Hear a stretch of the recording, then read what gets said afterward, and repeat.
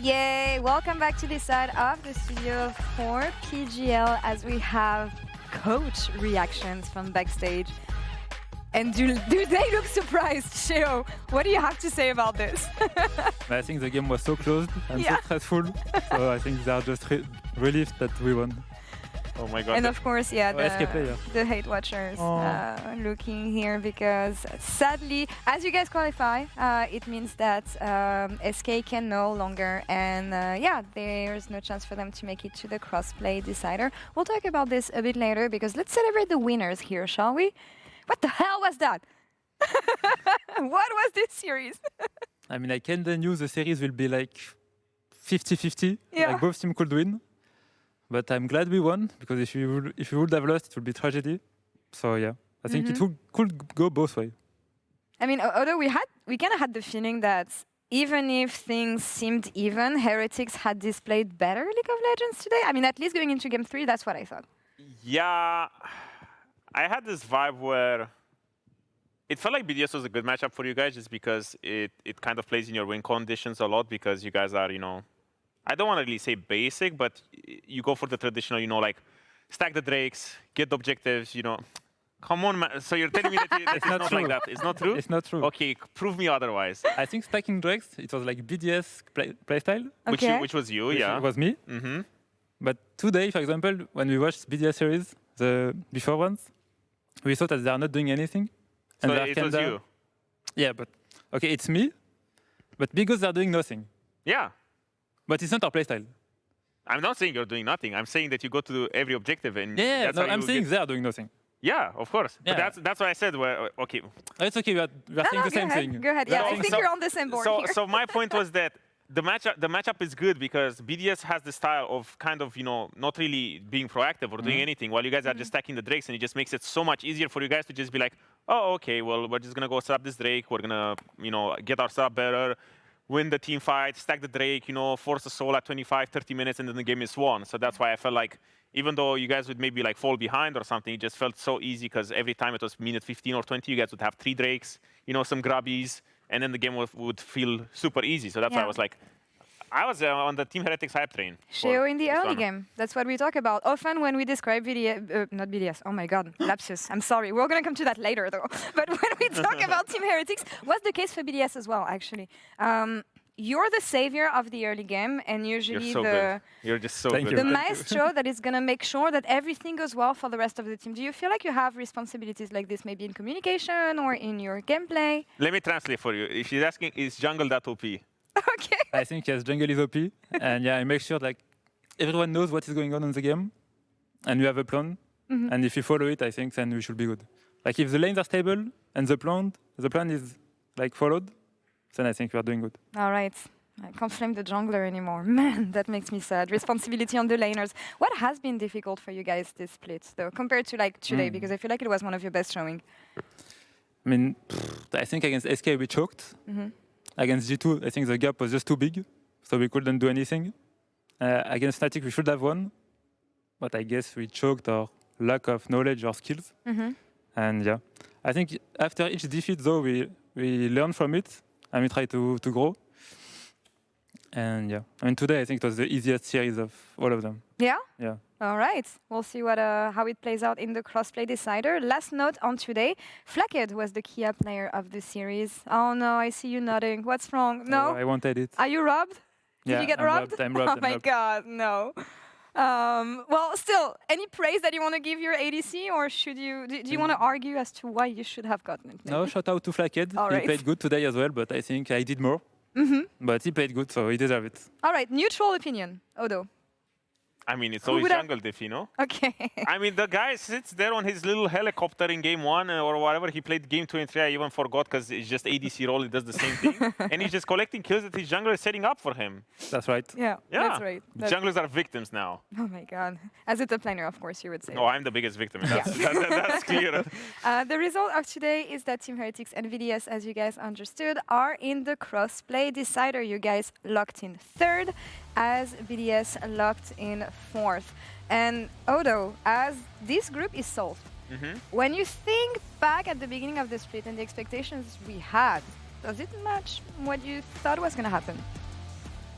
Actually, looking at the results. Like, yeah, I right? think the road was bumpy for Team Heretics, but I feel like when we look back at Spring and the perceived power rankings, I thought Heretics was going to be better than BDS, right? It just took a while for you guys to get the ball rolling a little bit. The hiccup against SK as well, and maybe with the fact that you have G2 and Fnatic and you don't have a lot of the more of the middle of the pack teams that you can show off against, it made it a little bit more of a bumpy ride. But for me, I did feel like Heretics was going to be stronger than BDS at the end of the split. Something that a lot of teams talked about, and I think it was actually your mid laner, Camilo, talking about the format, the fact that there's not a lot of chances to come back and adapt and bounce back. Is that a feeling you had as well?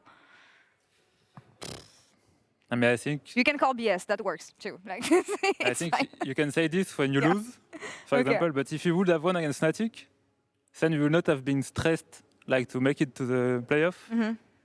So I think it's just result oriented kind of. All right, yeah, makes sense. Were you guys stressed though, this split overall, when you think about everything? Like, how did you guys keep This it split, together? No. Yeah. Sorry to no, interrupt, please. but I think after SK loses, like it was like a lot of stress because it was the most important match to win, kinda, Yeah. and we throw it. So before, I think we were like first week we should have good against Fnatic, it was good. Second week G2 reality check. Then third week should win, we choke. So it's like the stress is like climbing, and now everything is relief, kinda. Everything is relief. Like, how do you feel everything for is the? relief. Yeah, I feel like Heretics is a mood-based team, kinda. When you guys feel confident, you can do anything. Is that true? I agree. Yeah, I Yeah? think when Flackhead and Camilo especially are confident, I think they play way better than where they're not. So I think for sure when if you have a good week of Scrim and then we go on stage, we should perform good. Are you back on the Heretics hype train then? Well, it depends on who they play next in the crossplay decider, because on the groups I feel like there's this dang scenario where I think MKOI can end up fourth, if I'm not mistaken. I'm not really sure how the whole mumbo jumbo goes with the thing. Yeah, I just know we'll that. talk about it later. Yeah. Oh, later. So I completely. Okay, fine. But no, it just depends on the seeding. I feel like and the opponent they have, because when you guys played, someone who's maybe a little bit more equal power level, when I think of GX, Vitality, the teams that you guys did traditionally do well into, I feel like it's a close series where I can put a lot of stonks on Heretics.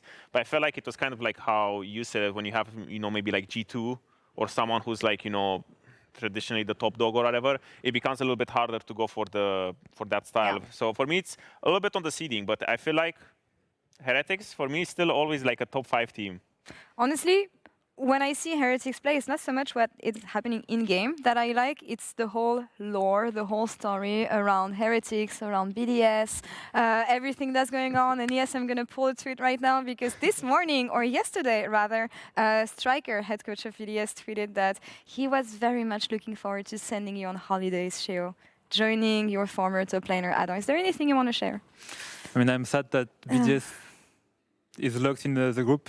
I would have been happy if they were out or doing a tiebreaker against SK. I think it would have been fun to see that.